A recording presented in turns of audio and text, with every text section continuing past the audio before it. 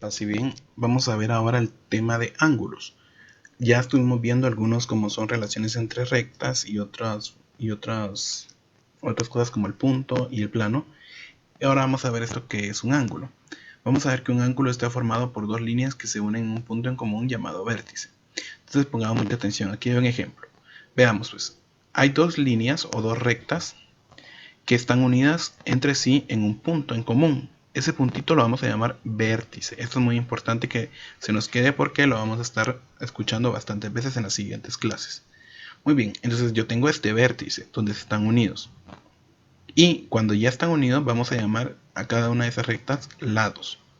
Muy bien, entonces entre esos dos lados o entre esas dos rectas hay un espacio que se forma. Ese espacio que se forma, a eso se le llama ángulo. Es el espacio de abertura que hay entre dos líneas rectas. Y con lo que lo vamos a medir va a ser con nuestro instrumento del juego geométrico que se llama transportador, que está dividido en grados. Entonces vamos a seguir leyendo. Para medir un ángulo utilizas el transportador. Colocas el centro del transportador en el vértice del ángulo y al 0 grados de forma que coincida con uno de los lados del ángulo. Vamos a observar el ejemplo. Entonces, ¿cómo vamos a medir? Vamos a hacer de cuenta que estas líneas celestes son las dos rectas que yo estoy midiendo. Entonces, el ejemplo que está acá es una medida que corresponde a 40 grados. ¿Cómo lo sé?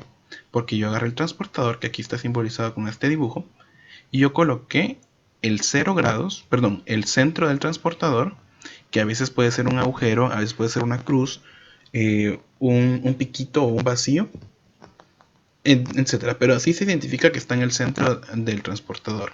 Entonces yo coloco ahí el vértice, justo ahí, como está en el ejemplo de acá.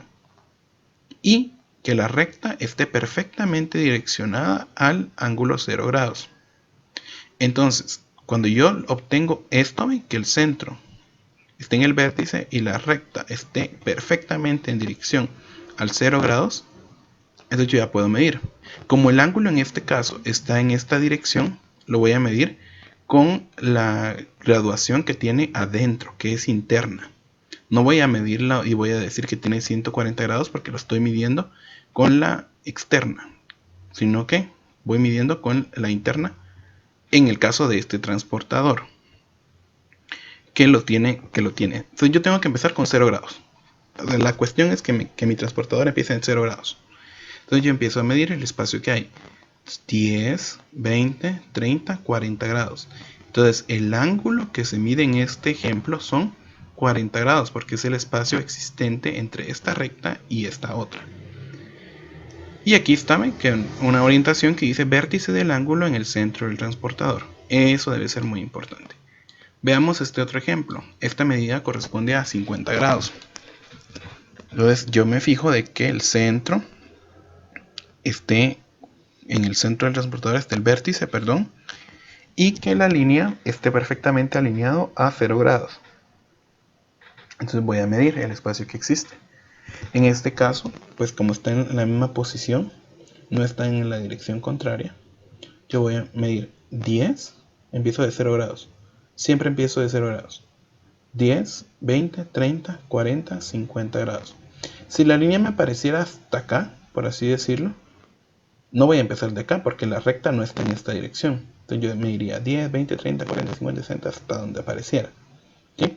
La cuestión es que vaya midiendo perfectamente desde el centro del transportador y que la línea esté hacia 0 grados y ahí me voy viendo qué tanto se abre esas dos rectas. Muy bien.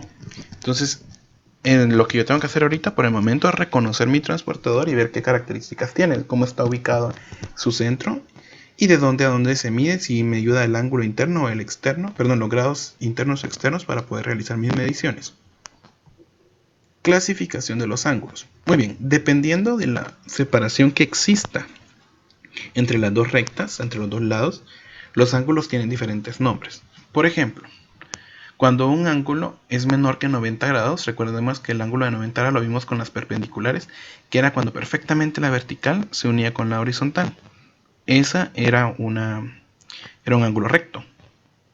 Entonces cuando sea menor, cuando haya una inclinación interna, es decir, que se vea un ángulo cerradito como el de acá, que esté comprendido de 1 grado a 89 grados, Entonces a ese le vamos a llamar un ángulo agudo. Aquí hay un ejemplo gráfico nada más. No tiene medida solamente, pero se logra apreciar de que es un ángulo más cerradito que si yo tuviera una vertical acá. Vamos a ver el recto para que entendamos tal vez mejor el agudo. El ángulo recto es el que mide 90 grados perfectamente, ¿va? Porque se une perfectamente una vertical con una horizontal. Y además que si yo tuviera mi transportador aquí encimita, entonces yo aquí tuviera 90 grados y aquí el ángulo 0, ¿eh? Entonces el que tiene exactamente 90 grados se llama ángulo recto. Entonces vamos repitiendo. El que es menor a 90 grados, que mida de 1 grado a 89 grados, porque si yo tuviera 0 grados no hay ningún ángulo que medir porque no se ha abierto nada. Entonces desde 1 grado hasta 89 grados es un ángulo agudo. Cuando mide exactamente 90 grados se va a llamar ángulo recto. El siguiente es el ángulo obtuso. El ángulo obtuso es aquel que mide más de 90 grados y menos de 180 grados. Por ejemplo, recordemos que 180 es cuando tiene aquí, cuando está abierto horizontalmente. Cuando pasa de los 90 y tiene menos de que si fuera horizontal, que tiene menos de 180, es decir, que llega a 179, eso se le va a llamar ángulo obtuso. Más o menos la forma es esto, es como que si las dos rectas estuvieran abiertas. El ángulo llano es aquel que tiene 180. Aquí está el centro, ¿ve? Tal vez pareciera que es una sola recta, pero no. Aquí en el centro hay una línea para acá y otra para acá. Se ve como que si fuera una horizontal, pero esto, ¿ve?, nos indica la apertura del ángulo. Entonces cuando toma esta forma, es decir, que dio media vuelta la recta, es decir, llegó a 90 y luego llegó a 180, a eso se le llama ángulo llano. Y la característica es que mide 180 grados. El otro es el ángulo cóncavo. El ángulo cóncavo es aquel que se pasa de los 180. Veamos de que aquí después de la horizontal bajó un poco más.